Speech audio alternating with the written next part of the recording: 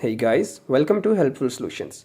Today we will talk about how to use mechanical keyboard on Mac. Let's start. For wired connection, connect the keyboard USB cable to your Mac USB port. The system should recognize it automatically. For wireless connection in Bluetooth supported keyboards, enable Bluetooth on your Mac by navigating to System Preferences and choosing Bluetooth. Then activate pairing mode on your keyboard, typically by pressing a designated Bluetooth button. Then select your keyboard from the list of available devices to pair. Finally, customize keyboard settings. Open System Preferences, choose Keyboard to adjust settings like key repeat, rate, and modifier keys. However, some mechanical keyboards offer software for advanced customization. Make sure compatibility with Mac operating system before installing them. Thank you.